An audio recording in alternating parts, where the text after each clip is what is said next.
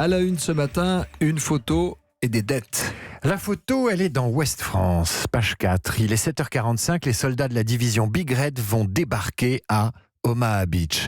Partis d'Angleterre la veille au soir, ils sont serrés comme des sardines dans une barge de débarquement et font face aux falaises en bas desquelles beaucoup d'entre eux perdront la vie. C'est la photo symbole de ce D-Day, le D-Day qui fête avec 24 heures d'avance la une de bien des quotidiens. 6 juin 1944, ce jour qui a tout changé, titre Ouest France. Devoir de mémoire, c'est la une de Paris-Normandie, ou encore c'était il y a 75 ans en Normandie pour le Télégramme. Sauf que 75 ans après, c'est Trump qui débarque. Et l'ambiance a changé en Europe, ironise Christophe Lucet dans Sud-Ouest. Avec un allié comme le président américain, pas besoin d'ennemis, assène Hubert Coudurier dans le Télégramme, car, poursuit Georges Valence dans l'Éclair des Pyrénées, vous voyez, les éditorialistes se répondent, Trump célébrera certainement la victoire, mais avec une nuance de taille, il ne cesse de torpiller depuis 2 ans l'Alliance Atlantique. N'empêche, la célébration du D-Day, c'est l'histoire d'une dette morale et historique que n'effaceront pas les sorties de Trump, le Brexit et évidemment les divisions de l'Europe. Et en une du Figaro, il est aussi question d'une dette, mais elle n'est pas morale, David Abiker. C'est une dette financière. Le Figaro fait sa une sur le niveau historiquement bas des taux d'intérêt et s'inquiète avec certains économistes de l'envol de la dette publique et privée. Cet endettement facile profite aux États et aux entreprises, permet de s'endetter pour acheter un bien immobilier, mais favorise une redoutable bulle spéculative.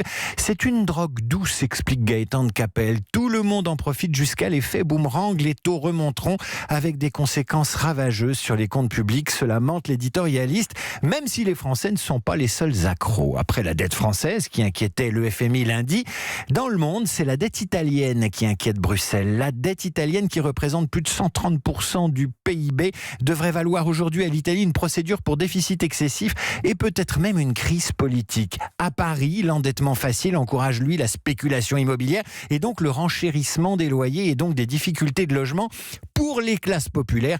Sujet politique s'il en est pour la maire de la capitale. Anne Hidalgo qui défend sa politique immobilière dans les pages de Libération ce matin. Libération qui s'inquiète de la disparition des classes moyennes dans la capitale pour cause de coûts exorbitants du mètre carré. Et Anne Hidalgo de vanter les efforts de la ville pour conserver des quartiers populaires et contrer l'embourgeoisement de la capitale, la fameuse gentrification.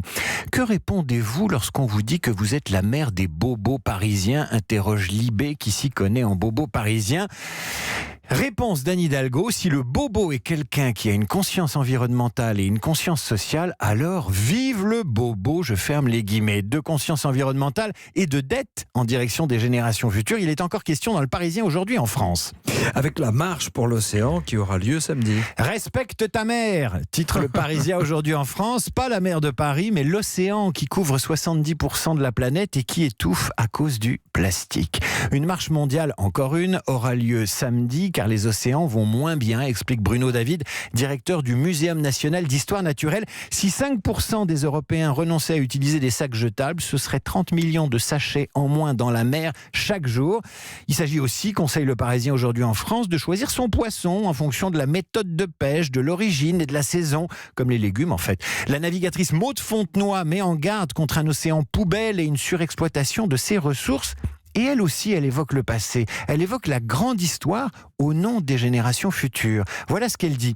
Après la guerre, on achetait dans l'océan des armes, des gaz toxiques. Au large de la Norvège, un sous-marin nazi chargé de mercure se décompose. Voilà qui vient nous rappeler que les générations d'aujourd'hui ont une dette envers celles qui ont libéré nos côtes hier et qu'elles ont aussi le devoir de protéger ces côtes vis-à-vis de générations de demain. Là encore, une histoire de dette historique, financière et écologique. La revue de presse était présentée par David Abiker.